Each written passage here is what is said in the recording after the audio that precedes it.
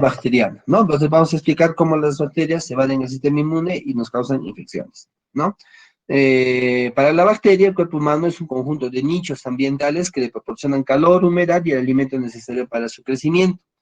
Han adquirido características genéticas que les permiten entrar en el ambiente, o sea, invadirlo, permanecer en un nicho, ya sea adherido o colonizándolo, y lograr el acceso a las fuentes de nutrientes, ¿no? A través de enzimas degradativas, y evitar las respuestas protectoras inmunitarias y no inmunitarias del hospedador, ¿no? La estructura de la superficie de las bacterias constituye unos poderosos estimuladores de las respuestas del hospedador, ¿no? En la fase aguda tenemos, pues, para la inflamación aguda, tenemos interleuquina 1, interleuquina 6, factor de necrosis tumoral alfa, que pueden ser protectores, pero que a menudo presentan factores contribuyentes importantes de los síntomas de la enfermedad.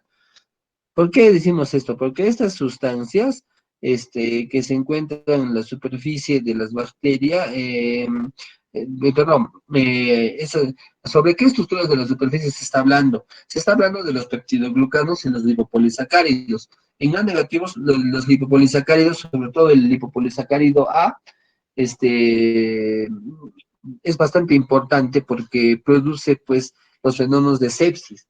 O sea, estas sustancias estimulan la reacción inmunitaria, producen liberación de interleucinas de factor de necrosis tumoral, y de esa manera se sobreestimula el sistema inmune y se producen los síntomas de la enfermedad, por ejemplo, en la sepsis.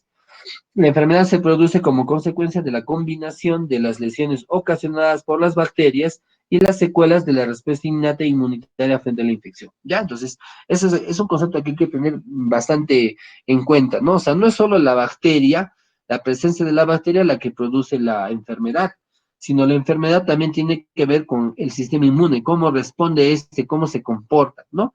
Por ejemplo, en tuberculosis, si se forman los granulomas son los responsables de la hemoptisis, del proceso febril, de la baja de peso, ¿no? Ellos son los responsables. La micobacteria por sí no produce eso, ¿no?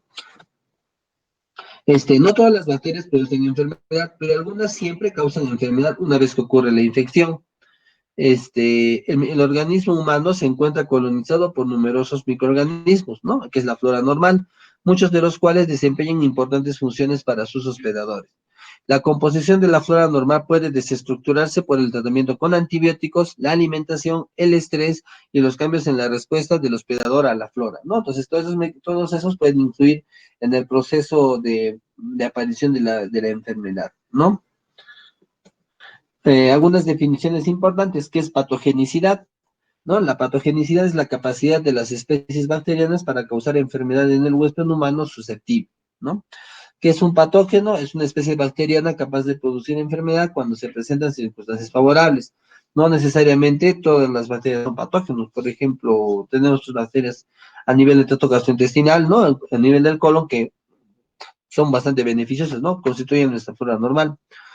Y la virulencia se refiere al grado de patogenicidad de un microorganismo, ¿no? El cual determina el grado de severidad a una infección. ¿A qué se refiere? O sea, la virulencia es la capacidad de la bacteria o del agente infeccioso de producir mayor o menor enfermedad, ¿no? A eso se refiere, al grado de la enfermedad.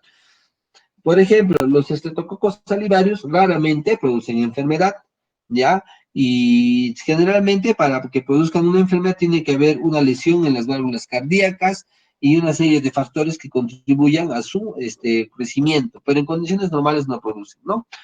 Un factor de virulencia moderado es la Escherichia coli, sobre todo en las localizaciones extraintestinales, se tienen que dar ciertas condiciones para que pueda ingresar, ¿no? Un patógeno de virulencia alta es Bordetella pertussis, que en personas no inmunizadas, si su presencia sola ya produce una enfermedad, ¿no? No, las condiciones necesarias son pocas, su presencia en el tejido faringio ya produce la enfermedad.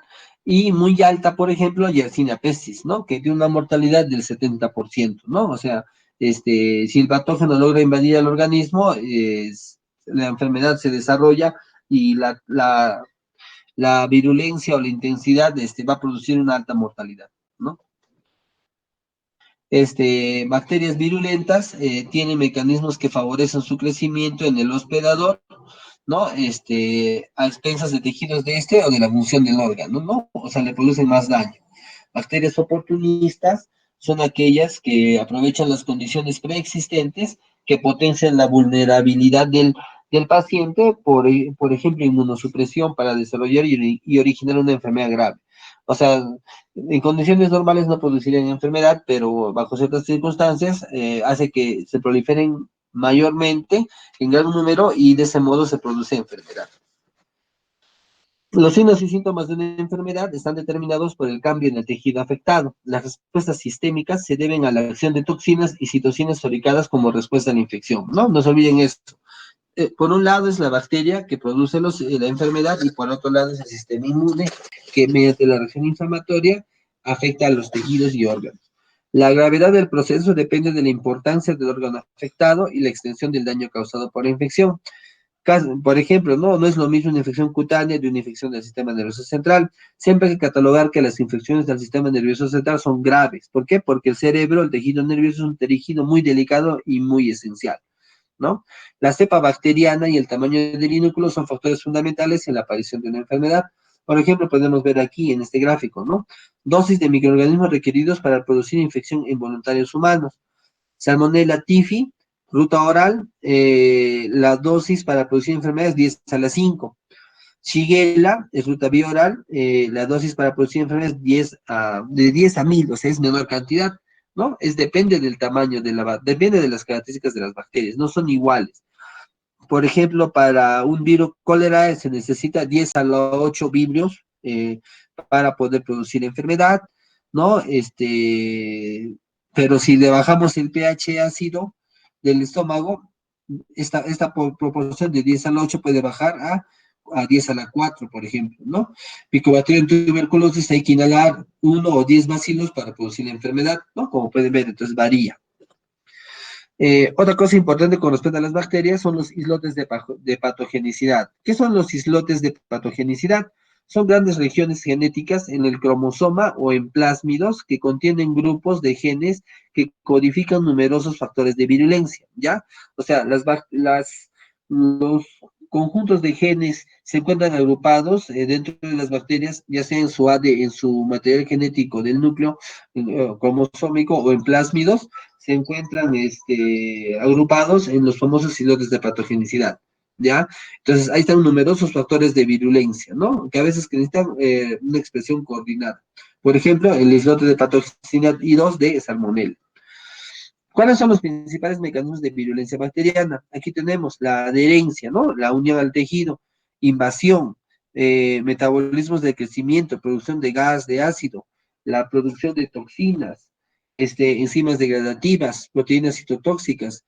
En el caso de los gram negativos, la producción de endotoxinas, producción de superantígenos, inducción de inflamación excesiva, evasión de la respuesta inmune y fagocítica, la presencia de cápsula, la resistencia a los antibióticos y la proliferación intracelular. O sea, todas estas características hacen que las bacterias puedan ser más o menos virulentas o tengan un mayor o menor grado de virulencia.